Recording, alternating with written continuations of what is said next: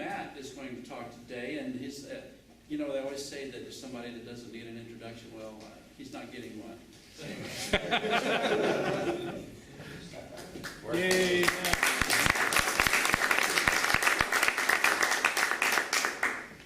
As long as we're not giving introductions, I'm not getting prepared to talk. And that's not really a joke. Things have been so busy. I even missed the elections last week. So kind of briefly, for anybody who doesn't know, and just because I needed something to talk about, when I was about 5 or so, I walked down the aisle at a revival at our church and accepted Jesus into my heart.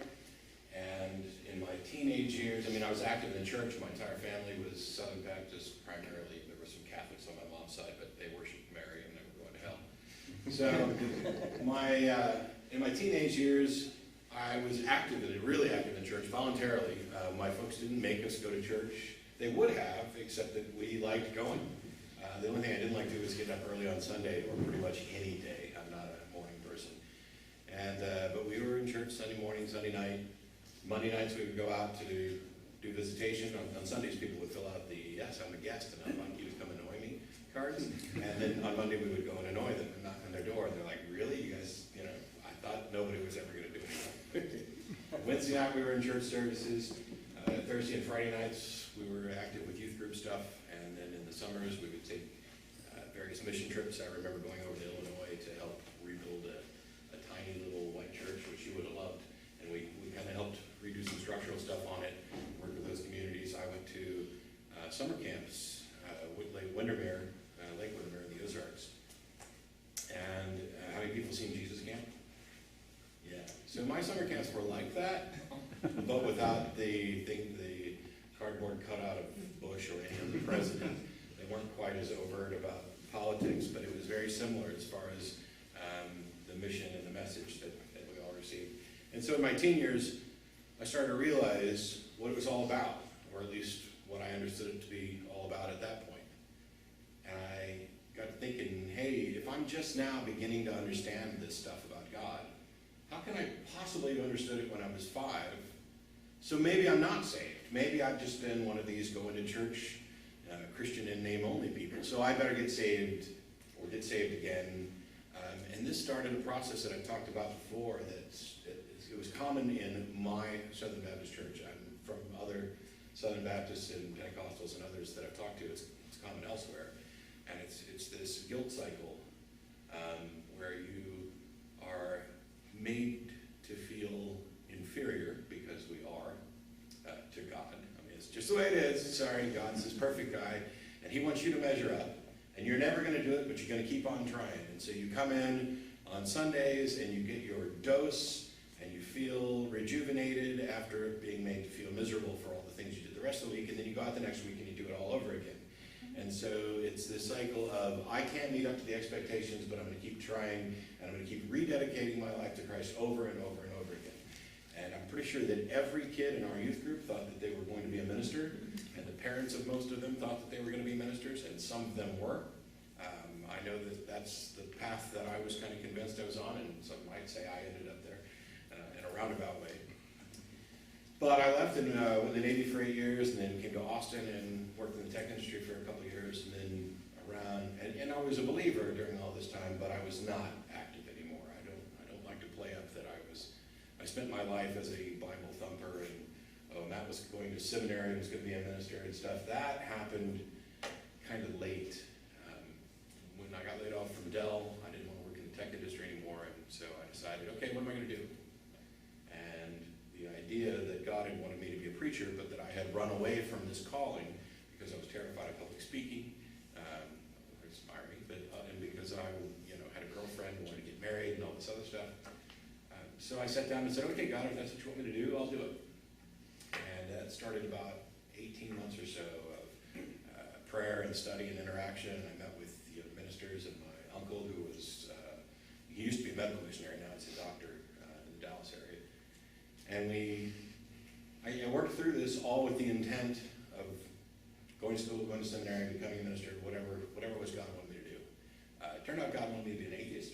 And so he went to great effort to make sure that there was no good evidence evidence for his existence, and to make sure that everything that I had ever been taught was based on entirely flimsy footing. And so this is all part of his master plan. His will be done. And, who am I to challenge God? So I was working at Harcourt. Tracy's not here today. It was funny that we both ended up working at the same place kind of incidentally. But the people at work knew that I had started getting more active into this atheism stuff. And I was writing things for online sites. And they kept coming up to me saying, hey, there's this atheist TV show here in Austin. And I was like, oh yeah, really, there is? Oh yeah, it's on Sunday afternoons on public access. And I was like, okay, whatever. And just ignored it. And why do I want to watch a show with a bunch of people who agree with me? Because I wanted to be challenged more than that. I was more interested in kind of interacting with believers and helping to fix all of them because they're all wrong just like I was. That was what my mindset was at the time. And I stumbled across the show one day and realized, oh, it's a call-in show and they're actually interacting with people, and this is kind of cool. And I called in. Jeff D was on that day. We had a little conversation, and of course they invited me to the after-show dinner, which at the time was at Chili's at I-35 183. And I said, well, maybe I'll go. But I went. I was bored. That's one of the things that's come up over and over again. And then I'm going to sidetrack for a second. Somebody asked Amanda Knief about the American Atheist 50th Anniversary Convention that just happened here in Austin, about how they managed to have such a diverse representation of groups. The black non-believers and the Hispanic freethinkers and stuff, and all of this. We had a very diverse showing, and they said, how did you manage to do that? And she said, I asked them. Turns out that's about all you have to do most of the time. And the whole reason that I'm standing here today and not, sitting around somewhere else single in an apartment with the same guy that I was living with for 15 years is because somebody asked me to come to the after-show dinner. I got involved with the group right off the bat, started showing up at the TV show the next week to work behind the scenes and kind of learn and help out, and everybody was nice and accepting of volunteers. And then in March of 2005, Jeff D forgot that it was his week, and I was on site, and Ashley said, hey, you want to go on and do a live TV show? And I was like, yeah, sure. And I went and looked at the clip this morning. I can't watch it because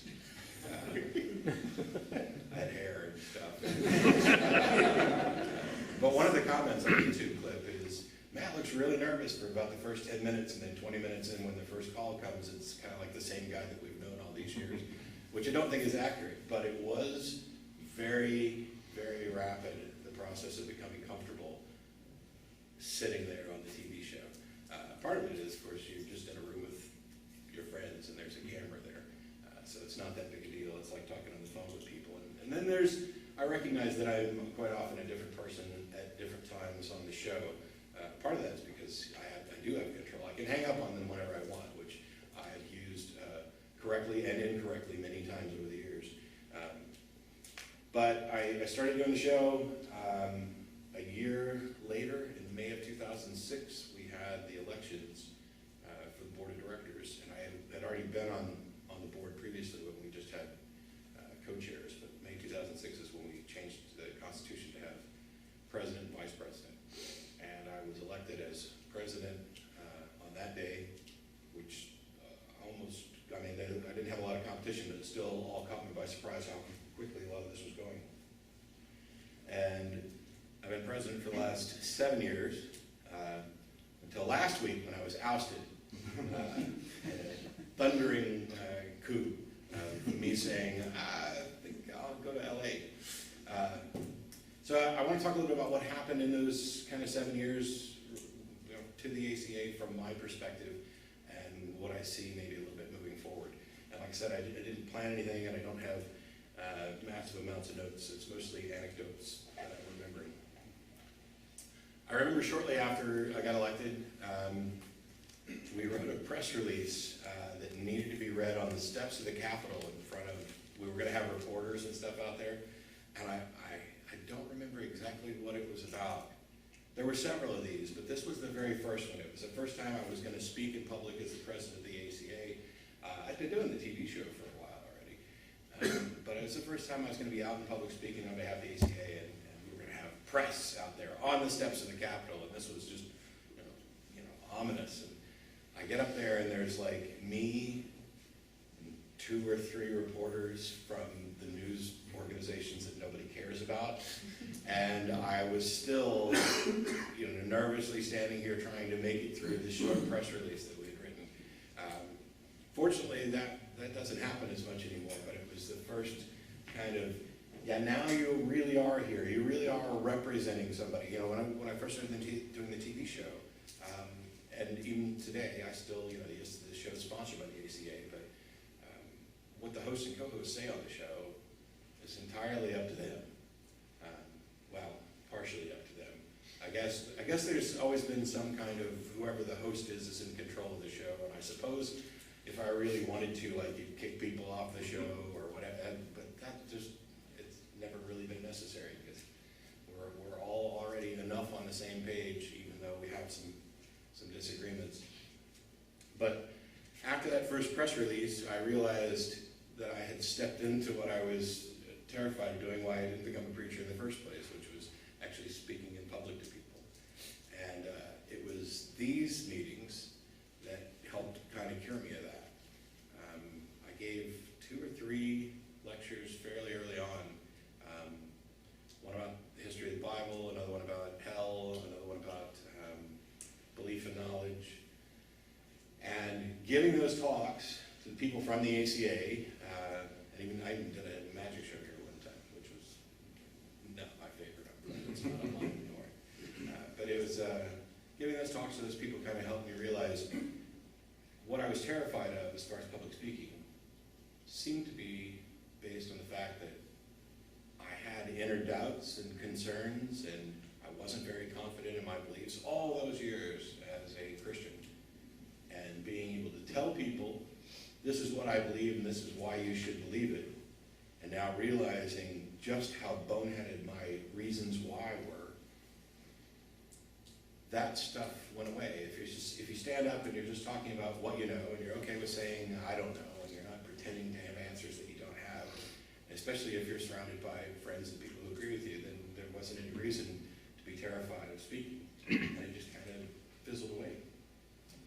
So we accomplished quite a few things while I was president of the ACA, and there's very, very, very little of it that I will actually take credit for.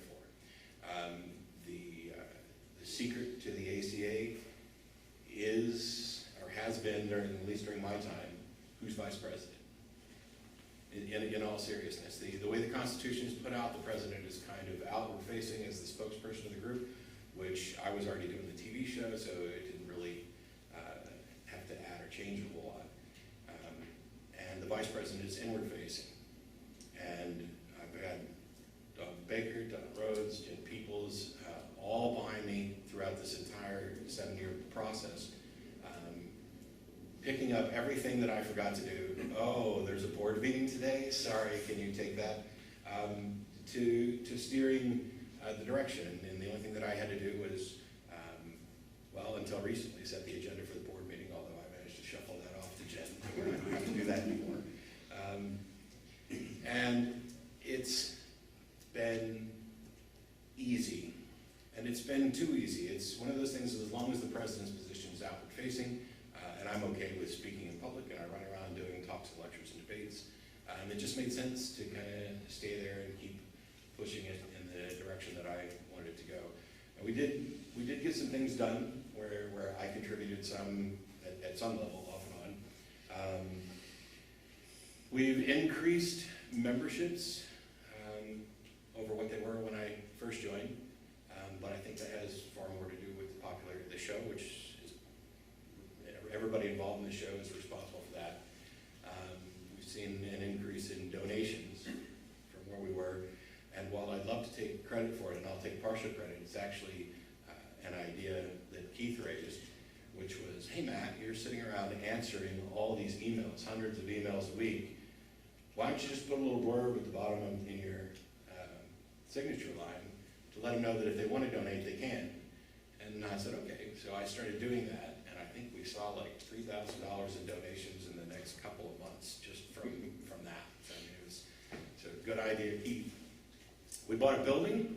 How many people were there last week for the grand opening? Yay. I wasn't. I don't know why I'm raising my hand. We bought a building. I love the fact that we had our grand opening last week, and people are like, oh, they finally joined this group that have a building when we've owned it for, a year and a half. And there's a lot that we can potentially do with that, including moving on to the public access studio if it's required, or if it turns out to be a better place, even if it's not required. If we think we can have a better TV show by doing it at the building, then we should. And we've started setting up the studio there. I'm actually, how many people are familiar with Brian Brushwood and Scam School? It's a YouTube program. Brian would be thrilled to know that nobody here knew who he was. It's a YouTube show put together by a magician named Brian Brushwood that teaches cool tricks and bar tricks and how to win free drinks when you're out. And Brian's here in Austin, and he produces the show here, and he's using the same capture cards that we have decided to use for the studio. So I'm going to talk to him about fixing the problems that Frank and I found so that we can actually do this. Obviously, we expanded viewership of the TV show, which is primarily because we started streaming it. I won't say that it's primarily because I took over as host. It's primarily because we started streaming it, and there's no other show like it really in the world. And so we hear from everybody everywhere. There's a bunch of stuff. Oh, we have position statements now. And I'll take partial credit for that since I wrote the first draft of them, but Jen's the one that actually got them done and published online, finally. So it was something that I really wanted to see because, and there's a lot of bickering or infighting that occurs and politicking behind the scenes about what does it mean to be an atheist, what does atheism mean, what's atheist activism, what are we doing here, what do we agree on, what don't we agree on, what should we be doing. And it seemed to me that simply saying we're an atheist group wasn't enough. The Constitution that we have specifically sets us up to foster the atheist community in the Austin area and to support church-state separation. But I didn't think that was enough to tell us what that means or what that means to us. And so we came up with a list of position statements that the board generally agreed were derived from support of church-state separation on a number of issues. We had some, battles back and forth sorting it out, but I'm pretty happy with what we got. And I think it helps us in a lot of ways. One of the things that quite often happened on the show or in emails, when as the president, I was the official spokesperson of the ACA, and yet there would be occasions where I would be talking about the ACA and what the ACA is doing, and I would have to say, but these views don't necessarily represent the ACA. So I knew what I needed was position statements that I could point to say, yeah, when I speak on behalf of the ACA, I can talk about issues that we think are derived from church-state separation, things like marriage equality and issues like that. So they're up online. There's a bunch of stuff that we didn't actually get done, and I'll leave that for the people who carry on afterwards. Various things like we're starting to see more variety on the board, just a little bit, just this year, but getting more active members involved to the point where they are willing and able to participate on the board is something I'd like to see moving forward. Every year we talked about writing an operations manual so that the how of what everybody on the board doesn't get lost when people decide that they're done and moving on. That's something that I think probably still could be done. Various issues with website or interactions, stuff like that. What am I doing? Well, I'm not leaving the TV show. You guys are going to have to pretty much kick me off of that. I'm still on the Secular Student Alliance Speakers Bureau, and I'll be running around giving talks and lectures and doing debates whenever I can, whenever I'm invited. And actually, because I have a regular job and have to burn vacation for those, I'm booked for the rest of this year and most of next year already. And I can't afford to get sick because I'm booked all my sick days too. Yeah, so it turns out I'm going to be sick in October on a Friday, and I'll be sick in Omaha or something. So about four, maybe 5 years ago, it was shortly. I hadn't been president too long.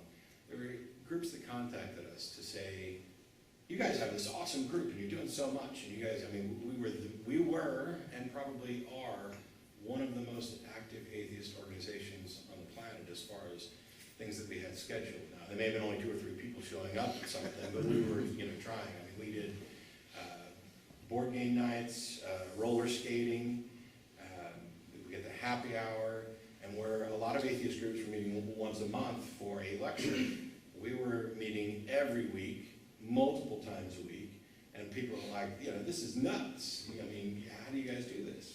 Well, we just do. We set the things up, and there's 10 or 12 people who are going to show up to this, and there's 5 or 6 people who are going to show up to this, and there's 20 that are going to show up to this, and there's 2 or 3 to this other one, and it's going to rotate. And as long as we have somebody at these events who can say, "Yeah, hey, we're the ACA, welcome, come on in," the events keep going.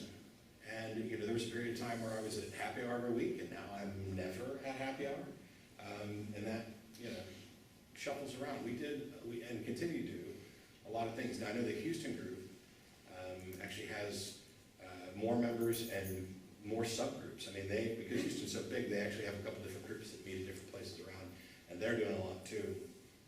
And it's good to see the other atheist groups doing more and more.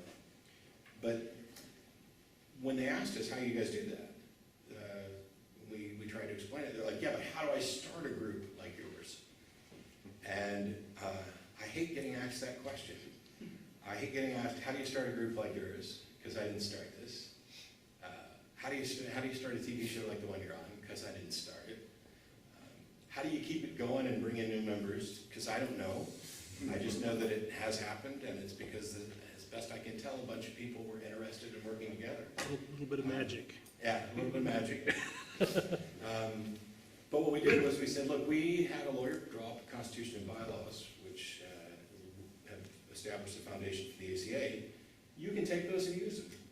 And just change the names and stuff, and it'll save you a little bit of legwork. So, look into how to set up a 501c3 nonprofit organization, take the constitution and bylaws, change it from Austin to insert your city here, and boom, you're started. And that happened. Atheist Community of Topeka, and several others. And so I had this idea that what really needed to happen was we should package that stuff together in both a literal, physical, paper-printed packet that you could hand to people who wanted to start an organization, and have it available online in the same kind of prepackaged format, and create a network of atheist communities.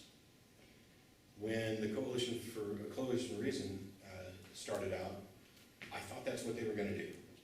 And I'm not knocking them at all. Fred's done great stuff, and I love the billboard campaigns. We had a billboard here, even though we didn't really get a whole lot out of that billboard. The fact that it was there is still something that I will treasure as happening, while I was active in Austin. But Coalition of Reason didn't really do that. They're about taking existing groups and drawing people to them and trying to point at them and putting up billboards and having conversations, and not about creating new groups. And so since they're not doing it, and since I'm no longer president of the ACA, one of the things that I'm doing going forward is I'm going to start working on a national organization that can serve as an umbrella for local atheist groups. And it's not a top-down structure. Each of the individual groups are still autonomous. They're their own. It's about getting, basically the vision is you show up at the website and you have the opportunity to look for a group, join a group, start a group. And the start a group section is going to have all the information that people need, what their options are. Do you go 501c3? Do you not bother? Do you stay, just let's meet up in the pub group, or do you go for something bigger? And getting them both the information that they need to get started, and then putting them in conversation with each other, so that they can talk about what events worked better for them. Not that every event's going to work in every area, but they can talk about, hey, here's a speaker that we had at one of our events that nobody else seems to know about because they're not part of the national or international speaking consortium. I have my membership card now, so I can talk about it. But, you know, we had Oak de Berg come talk to us a couple times. We've had a number of guest lectures up here that others that were great and other groups might benefit from if they only knew about it. And so giving them the ability to share access to those resources and that information is kind of the direction I'm headed. I found out when I was in LA there's a couple people who have already started the groundwork on something similar as a database resource. And so I'll be talking to them to see what we can do. That, and people keep asking when are you going to write a book? Maybe never. I always seem to find something else to do that takes up more time, and in my day job I had a couple people quit, so I'm working for 3 and on deadlines, and I worked 12 to 16-hour days all week this week.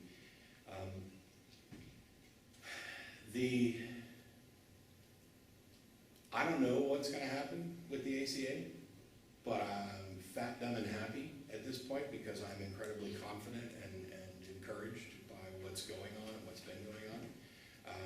And it's not like I'm riding off into the sunset. I still live here, I still on a TV show, and I'll still be around. I just won't be going to as many board meetings as I went to this year, which I think was like 4. But You made a few more than that. I made a couple. But I'm incredibly encouraged by what's going on, and we've been getting more and more emails from people saying, hey, how do I get involved? Now, I don't know whether or not all these people are actually going to get involved, or whether there's a little, we don't want to just, there are people who have offered to be on the TV show where we have politely declined, because they're probably not the people that you want to be on a TV show. But, so I don't know, but I've seen more of those showing up in email of this, how do I get involved, how do I participate, what can I do? And so I'm encouraged by that, and I already know that the ACA is in great hands and in better hands than it would have been had I continued. And I don't say that to beat up on myself. For the longest time, I would just, oh, I'm just some asshole from Texas. No, I am an asshole from Missouri who lives in Texas, and I'm good at what I do. I don't mind saying that now, but after 7 years of being at the helm of the ACA, it was more than time, more than past due, I think, for somebody else to take over, because I wasn't doing as much directing in this past year. It was running, and I was happy with the way it was running, and I had lots of other things, and I want to see what other people will do with it, because we need more involvement, more diversity in the ACA and on the board, and I think we're going that direction. The last thing that I'm going to talk about, and then I'll open it up to questions, is so there's a lot of little schisms and bickering that happen in the various movements I'm involved with. And it doesn't matter if you're an atheist group that's talking about supporting feminist issues and equality, or whether you're talking about a conflict between atheists and skeptics. There's always going to be something, and there's something even within just the atheist movement. I gave a talk at the American Atheist Convention about skepticism and atheism, and I thought I had been crystal clear. I thought I had done exactly what I needed to do to make sure that everybody understood what I said. And then I got to LA and sat down with Jamie Inswitz from the James Randi Education Foundation, who was ready to just club me over the head like a baby seal. And it turns out, oh, I'm sorry, do people like babies? It turns out that the source of disagreement was what I suspected that it was before we actually sat down and talked. And that is, we are using the same words to talk about different things. And we are assuming that because we are all rational people, that we are predominantly secularists, that when I say this word, everybody understands what I mean. And by way of example, at the American Atheist Convention, what I said was that I was tired of hearing people talk about how skepticism doesn't necessarily lead to atheism, because I think they're wrong, and skepticism does necessarily lead to atheism. And I talked about what I meant by skepticism, that it wasn't just a tool set, that it was an ideology that holds that beliefs need to be justified by evidence. And I talked about what I meant by atheism, in that it wasn't a claim of certainty or in a positive assertion that gods didn't exist. It was the rejection of theistic claims. And I drilled down and pointed out that if skepticism doesn't support theism, then it necessarily supports atheism. If you begin with anti-theism, or actually hard atheism, as the null hypothesis, this is where you end up with the I don't believe, because I don't have a sufficient justification for it. But when I said skepticism necessarily leads to atheism, what some skeptics heard was, what I meant was philosophical skepticism necessarily leads to soft atheism. And what they heard was scientific skepticism necessarily leads to hard atheism, which makes me look crazy.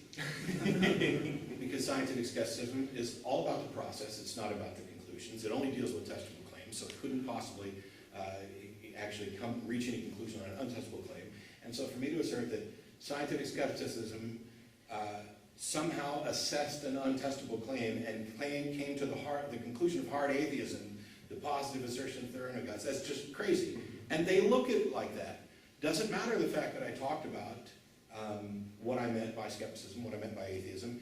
This was what entered his head. Meanwhile, when they say skepticism doesn't lead to atheism because skepticism has nothing to say about untestable claims, what I hear in my head is philosophical skepticism doesn't lead to a rejection of theism. And that means that philosophical skepticism must support theism, which you'd think that it would be obvious to everybody that that's not the case, and so what they say sounds batshit crazy to me. And it's because we're using the same words to point to two different things. And when we actually sat down and talked, I can't say this is the case for everybody on all sides. I'm done with the broad generalizations. But when we actually sat down and talked, we completely agreed, or 99% agreed, about skepticism in both contexts and atheism in both contexts, and what leads to what and what doesn't. And so in my talk in LA, I got up and offered an apology for saying that some people were being intellectually dishonest. Did a quick clarification of this, and sat down, and Jamie got up to give his talk at the end of the day, and went through and gave descriptions of the mission statements for various skeptic organizations, and talked about the JREF. He talked about scientific skepticism, and he went through all the things on the limits of scientific skepticism. And at one point during his talk, he offered a definition of skepticism. And what he offered was the definition of philosophical skepticism, that beliefs need to be justified by evidence. And I talked to him afterwards, and I said, you realize that after the confusion that I brought on, and me offering this correction, you went up and you offered these mission statements as if they were definitions of skepticism, which they're not quite. They're talking about what the organizations are going to do.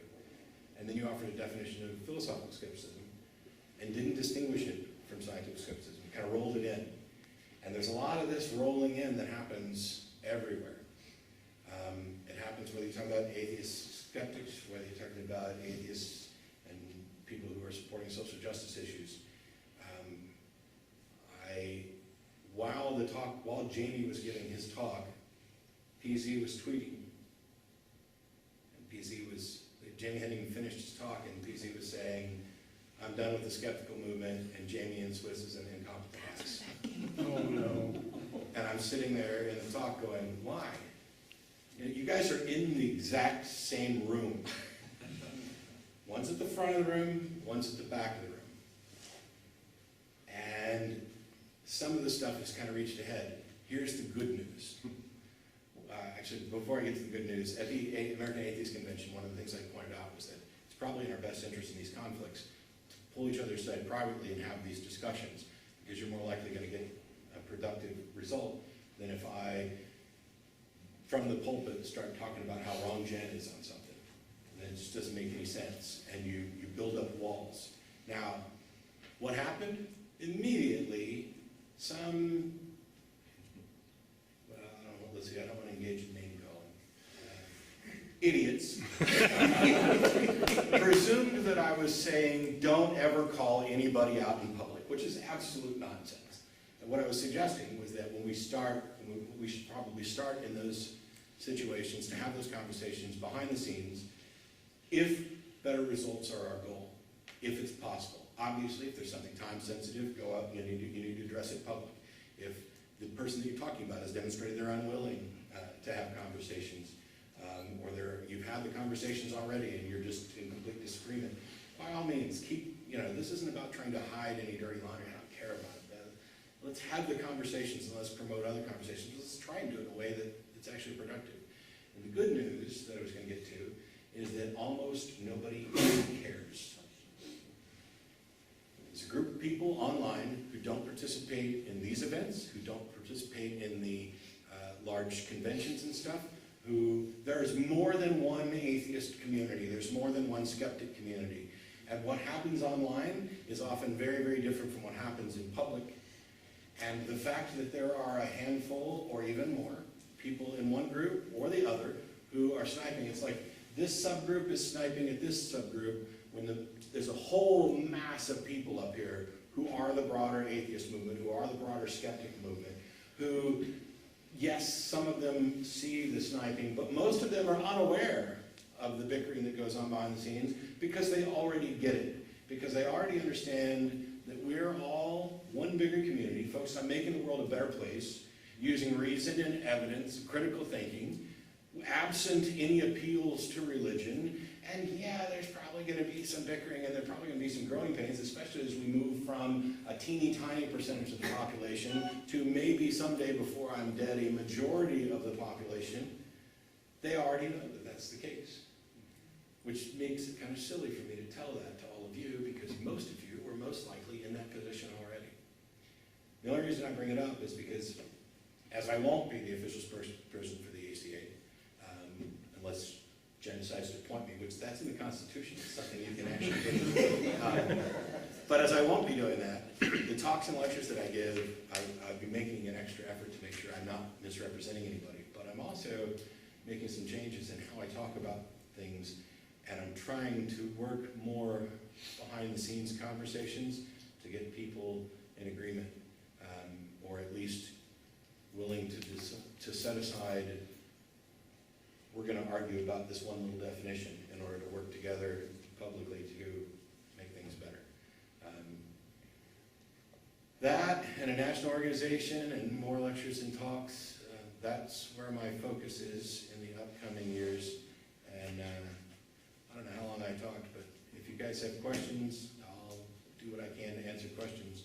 But we need to take like a 5-minute break. You do? Yeah, I'm sick. Oh. Okay.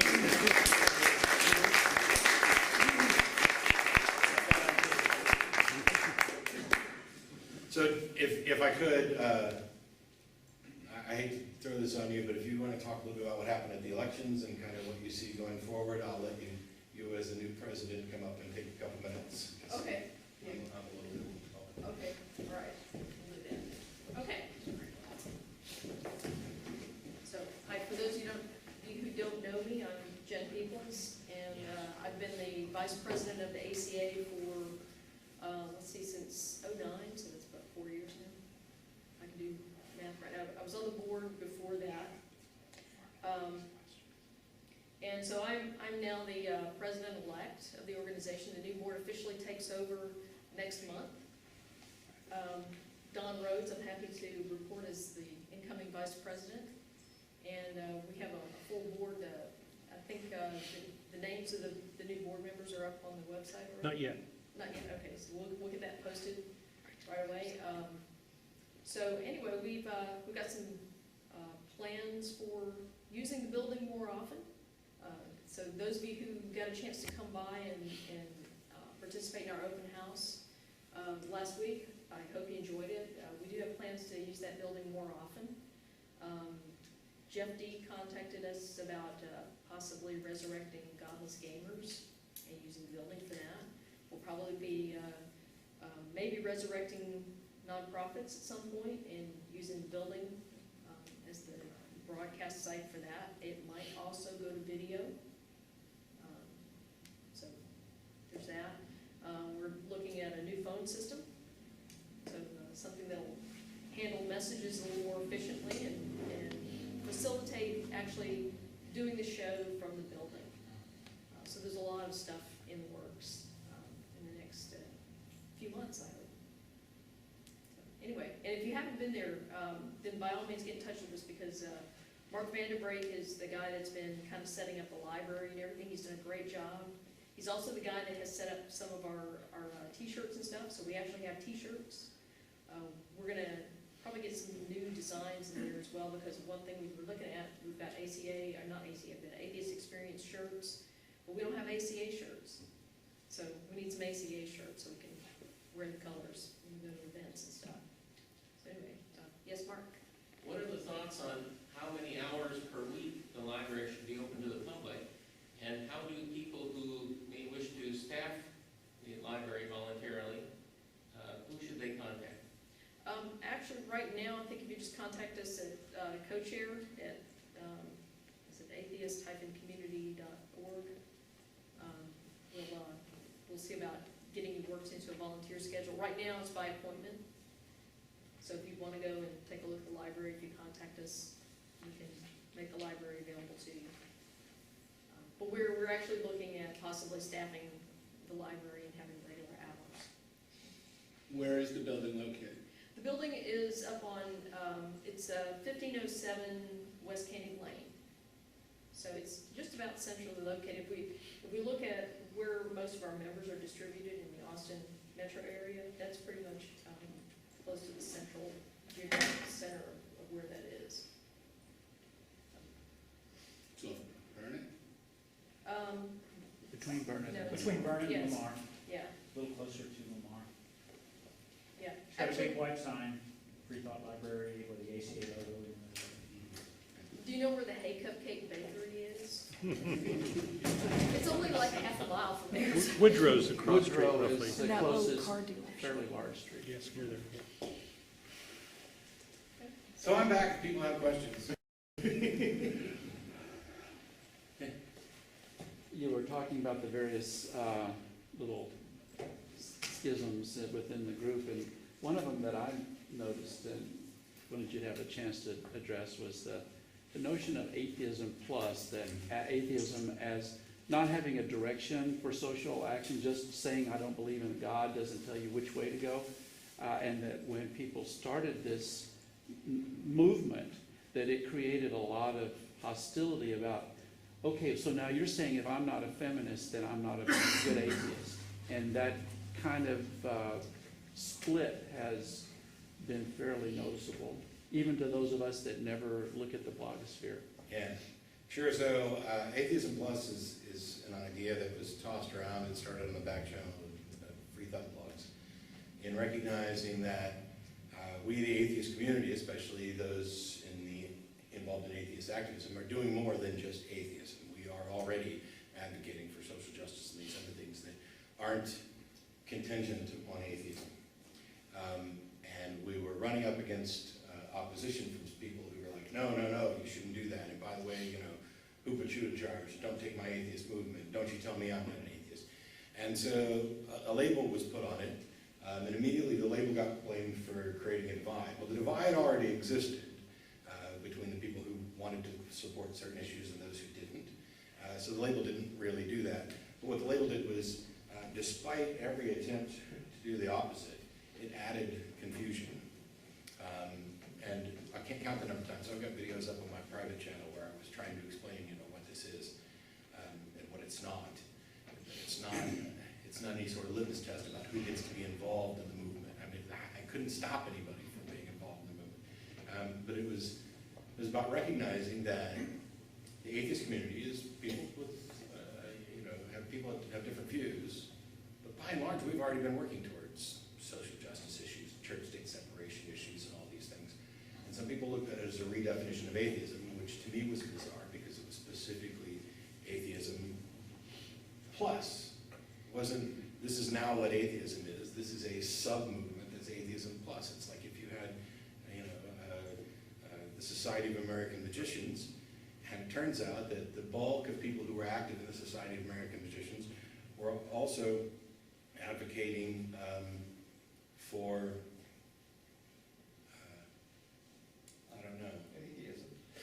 Yes. Yeah, thanks. We're also advocating for atheism, or we're advocating for skepticism, because the magicians and skeptics go together. I don't know where my brain is. Thanks, Russell. If that was happening, and a group in SAM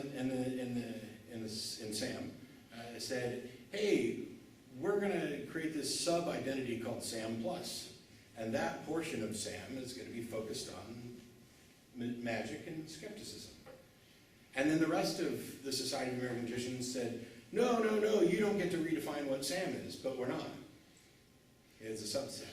Now, there's a lot of problems with what actually happened. First of all, early on, this was supposed to be a movement, and what they did was they set up a forum. And a forum isn't a movement. And what goes on the Atheism Plus forum, well, I can't say anymore because I've been banned.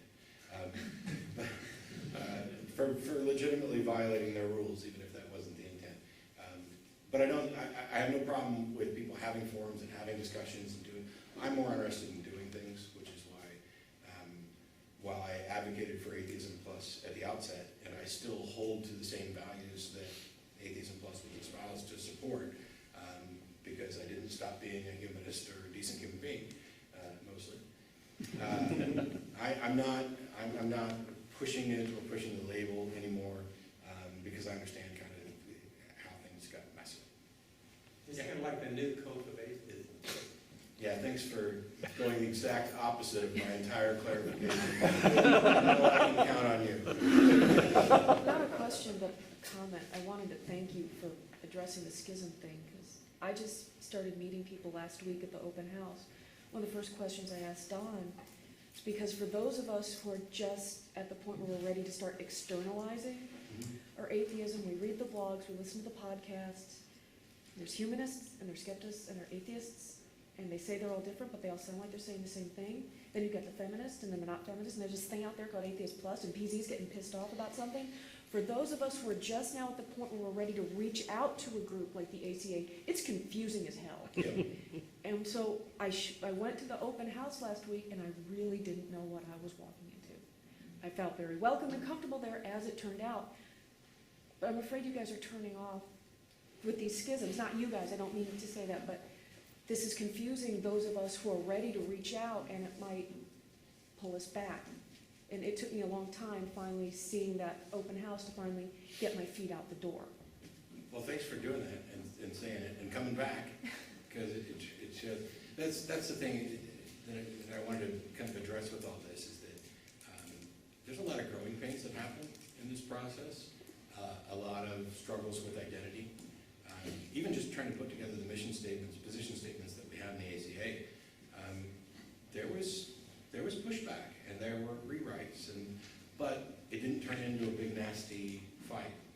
And while the internet is probably one of my 3 or 4 favorite things on the planet, because it's just amazing, it can also be a poisonous cesspool that is depressing as hell. And I like to just, my point is to remind people that we need to be careful. Like, I love PZ, and I love Jamie, they're both friends of mine. And the fact that they disagree on something is, well, that's kind of interesting. And they're both prominent members of their respective movements.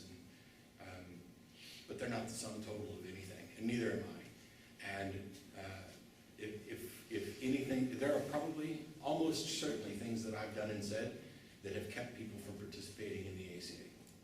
Almost certainly. And the only thing that I can try to do is strive to correct those when I can. Not correct them when it's not really something that needs, like I haven't actually done anything wrong, somebody just objects because of who I am or what I said. And to do what I can to make sure that people know that the position statements that the ACA has, they're not conditions for membership. And they're not conditions for participation. And they're not conditions to, for example, be my friend. I don't limit my friendships just merely based on who agrees or disagrees with me. And so while some of the little bickering occasionally gets amplified up, the broader community is strong and growing and positive and actually making progress.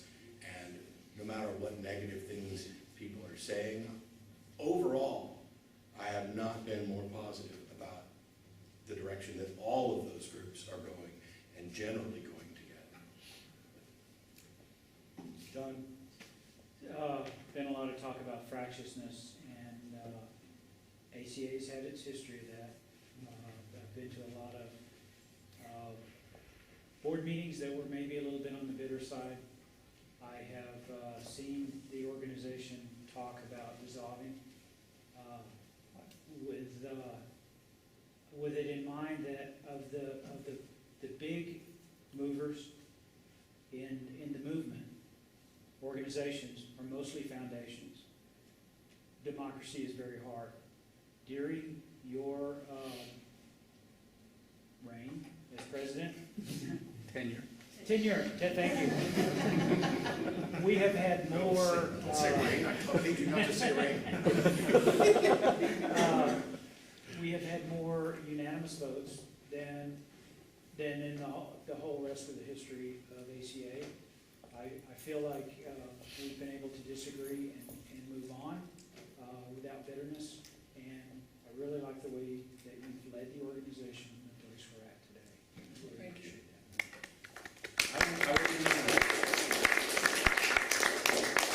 that. Yeah, I don't know about, I mean, obviously you were here when I wasn't. It's one of those things where, how do you start the TV show, how do you start the organization? I didn't start anything, stop asking me. But I wasn't here for those votes beforehand because I wasn't in the group. The analytic in me that like is hypercritical on the drive home from the show, don't get me wrong, I greatly appreciate your comment, but as you're saying it, I'm going, wow, I guess that just means I didn't pick issues that were difficult enough for us to address. So that's up to you to do. Anybody else? Yeah, there's various organizations in town, and I was wondering if ACA is thinking of doing, say, joint events with, especially getting younger people involved. Yeah, I was thinking the Secular Student Alliance at UT, there's a humanist organization at UT, there may be one starting at St. Ed's. There's also the Unitarian Universalist Church. There's various other sort of humanist, secular organizations that having joint events with might also overcome that perception of a schism. And also with Jen as well, having more women involved along with Beth too, women in secularism conferences next weekend. So, Yeah.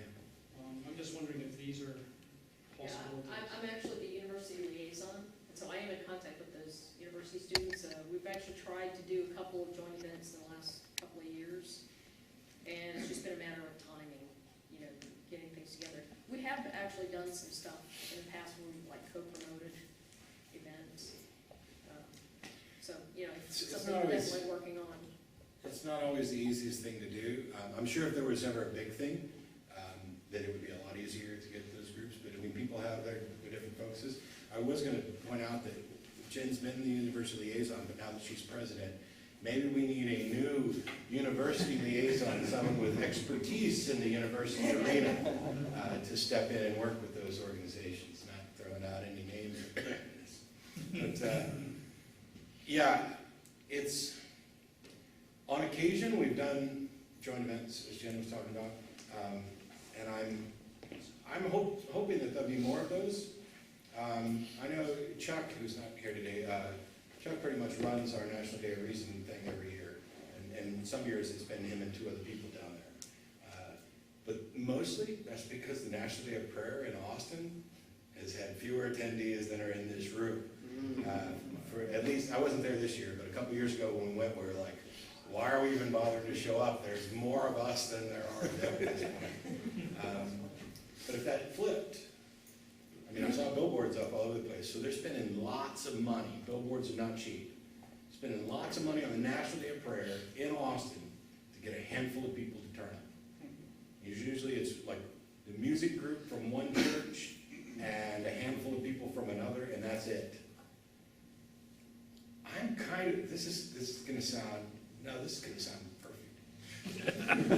I'm thrilled to watch them burn through their money to no effect from now until the end of time.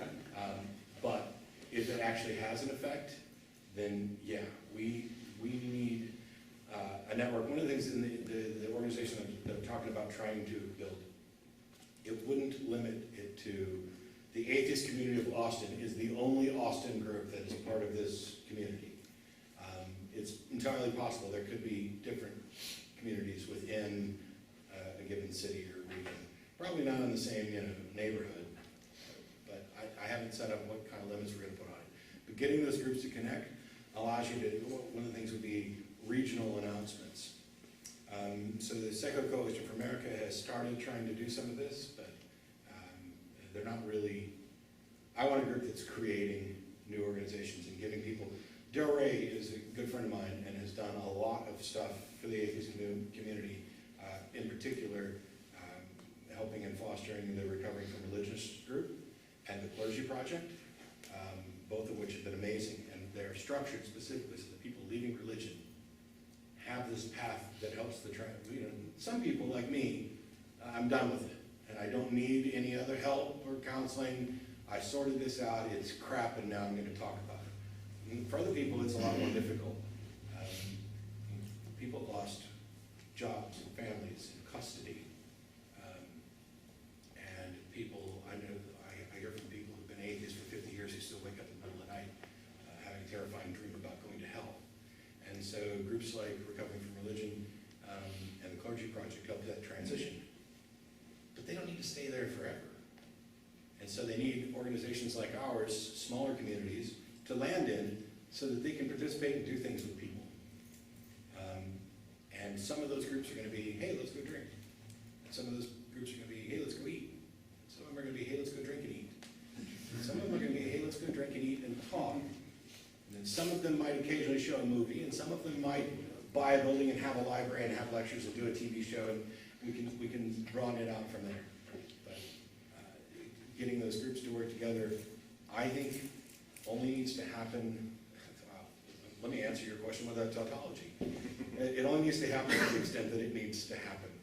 And what I mean by that is that if there's 3 or 4 groups in an area that are doing slightly different things, that helps people feel comfortable, because if you try to get all those groups to be everything to everybody, you run the risk of being nothing to anybody. Speaking as a person traveling through, I'm wondering if you're planning any sort of community center function for your building. And might that be extended? Well, I don't know. Let's ask the new president. It's limited space. It's a tiny building. There's the backyard is the parking lot, and the street is the parking lot, and the street behind us is the parking lot. I know in my head, this is the library / office / backup studio.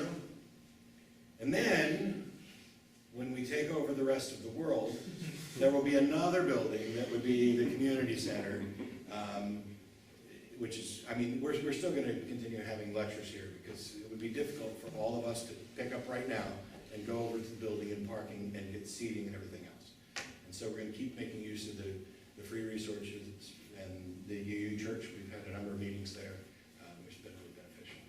I don't know if did you have other things? No, I think, it's interesting, but I think that the space limitations that we have right now with the building are probably going to prevent us from having a real community center in that building. But the other thing is, we do a lot of events in public places, and that's on purpose. Originally it was because we had to, because we didn't have a space, but we continue to do things publicly on purpose, because a lot of times it's much less intimidating for someone to show up at, say, Thread Gills or somewhere like that, than it is for them to, actively seek out a specific location where the atheists are, which is why you showing up at the open house is really phenomenal, so thank you. I'm traveling around the U.S. and getting my treats for about 7 months, and I planned on an entire Sunday here. I'm going to be in the studio audience this afternoon. Great. Cool. I've listened to the podcast for years, and I'm going to be in Austin. I'm going to be there. Awesome. The other reason for doing things in public, apart from making people feel comfortable that they could get up and leave, if they needed to, and that they're not stepping into the atheist cult group that's going to is the fact that it's public. And if we need anything, we need out vocal atheist representation in public. Because the one thing that we know of from lots of other marginalized groups is that it's a lot more difficult for people to other you, or victimize you, or portray you as villains once they actually know you and are faced with the fact that they know an atheist. And so when we get together at Threadgills, we don't get together as the atheist organization. The atheist group is back in the back corner, and all you have to do is go up to the counter. They know that we're the godless heathens, and they will direct you to our table. And I think that there's been some discussion about, we used to have signs, Keith used to put up signs when we were at beignets and stuff, and so there'd be this sign just as Atheist Community of Austin, so anybody could walk in and see us right off the bat. I'm a fan of there being more of those signs, but I know that there are people who are not, because it's their first time at an atheist event, and they're trying to get a feel for it, and they're not necessarily comfortable sitting at a table that just says atheist across it in great big letters. And so we need to make some compromises on how we're doing events so that everybody is welcome at something. And ultimately, hopefully everybody will feel welcome at everything we do. Yeah, one of the nice things about that too is when you go to Threadgills or anywhere, and they're so tuned into who we are, they gladly tell you who we are, and they're glad to have us. They really appreciate our business. We've given them a lot of it, and so they consider us a part of reaching out to the public. Yeah, and it's easier in Austin than it is in other cities. We got email this week, several of them.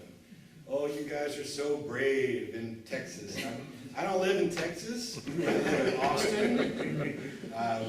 Unfortunately, surrounded by Texas. Even the governor lives here. Yeah, we let him stay here because his office is here. Otherwise, he'd have to stay in, He goes to El Paso. So that's about as far as we can get. Anything else? Thanks a ton. We got a board meeting afterwards. There's a show tonight at 4:30 in the afternoon at the Public Access Studio. I would tell you to go to freethoughtblog/how to visit the show, but Free Thought Blogs is down this morning. So if you need directions, contact anybody else who's actually here who goes. And you're on with Russell today, right? Yes, Russell and I are doing it, which has been rare. It's like the second or third time in the last 4 years that we've done a show. Can I ask a technical question about Of the course. show? I tried to watch it last Sunday. On Ustream, I got audio but not video. And then I flipped over to the other place and I We got were the having video, extraordinary but the problems audio last week. kept We cutting were out. having extraordinary technical problems last week. Evidently last week. Because I tried to ask in the chat room, is anybody else having problems? They all were, yes. But nobody was answering. They were having these weird little private conversations like I got So it turns out when I leave Huh? town, things fall apart. No, last week was evidently just a technical Successful. abnormality. I didn't know if it was my computer or my internet connection. Okay, before you leave, Matt, we have one last thing to do.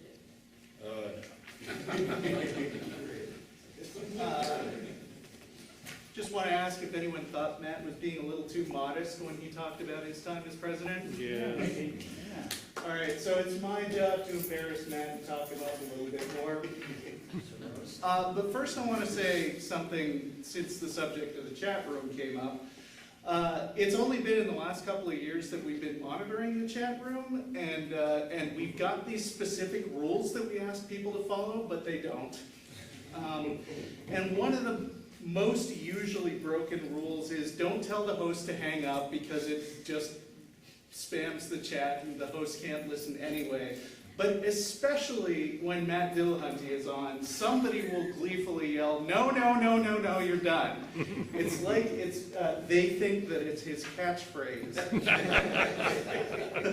He's been hosting since 2006, and I think it's kind of ironic that they think that, because I'm pretty sure Matt would be the first to agree that yelling at callers isn't what makes people tune into the show.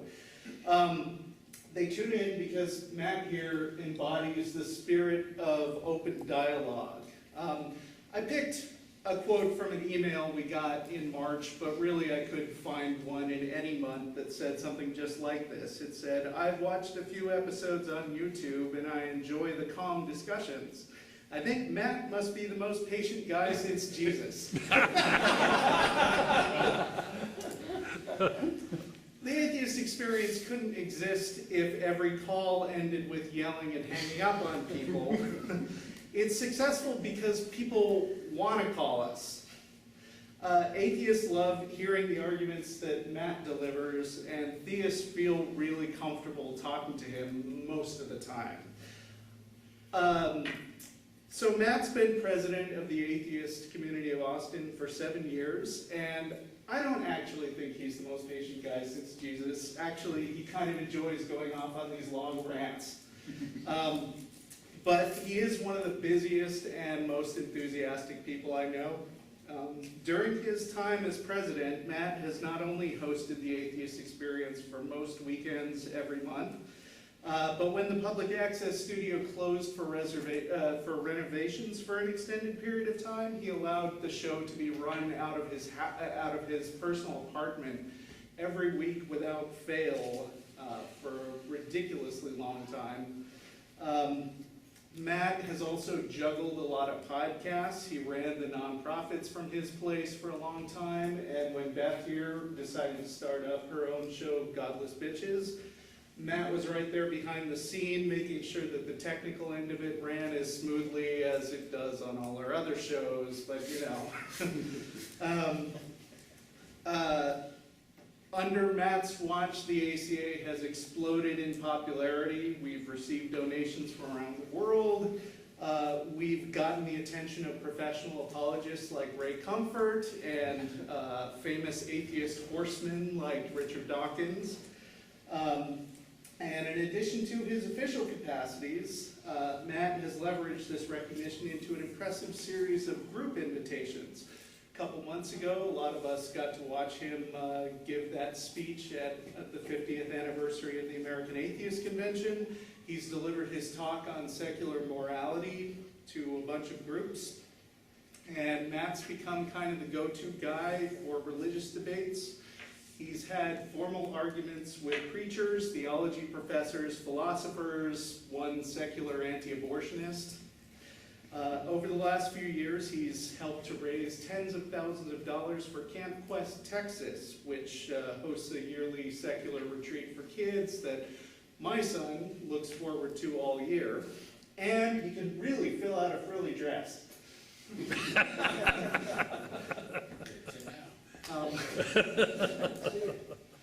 Also, as a sidebar, I just want to mention that he's a deadly competitor when it comes to gaming. He once informed me that he was the first druid in the world to become level 70 in the Burning Crusade expansion for World of Warcraft. Now, I wasn't personally able to get the extraordinary evidence that I would need to prove his claim, but it's Matt, so I believe him. That was EQ. What? That was EQ. Oh, all right. Smaller. It was a much smaller pool then. Okay. But I do know that he's 5-starred damn near every song on just about every single Guitar Hero and Rock Band game ever made on expert difficulty. Back when I used to host Godless Gamers at my house, there was a word game that we used to play called Anagrams. It's been in my family, and just about nobody else has ever heard of it. But my family takes it really seriously, and I have never in my life beaten my father or my grandfather.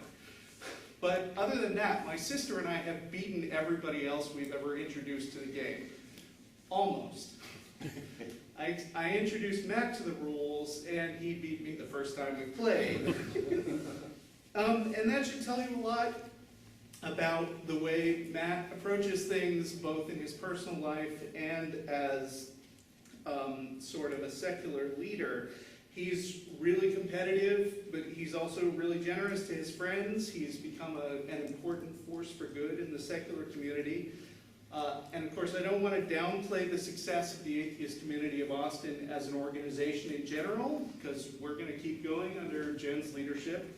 The ACA is one of the most active local groups in the country. Everybody from other states envies us. They watch the show from around the world. We collectively spend more time promoting regular and respectful theist and atheist dialogues than just about anybody else out there. The group's done a lot for Matt. Matt's done a lot for the group. Actually, he's done so much work for the last 7 years that I've always been a little worried that he'd burn out. And I wouldn't blame him if he decided to go off and be a hermit for the next couple of years, what with trying to manage 3 shows and be president and do all this jet setting with no sick days and hosting our solstice parties and so forth. And just generally being a cool friend and a good influence on everybody. But obviously, as he said, he's not gonna just leave. You're gonna still see him on the show, and he's gonna continue to change lives and spread the good word that you don't have to believe in God. So, Jen. Okay, well, Matt, we couldn't let you go without some recognition of your service to the community, so I'd like to present you with this plaque. It says, presented to Matt Dillahunty, May 12th, 2013, in appreciation of his energy, service, energy, and leadership through 7 terms as ACA President, 2006 to 2013, by the membership of the Atheist Community of Austin.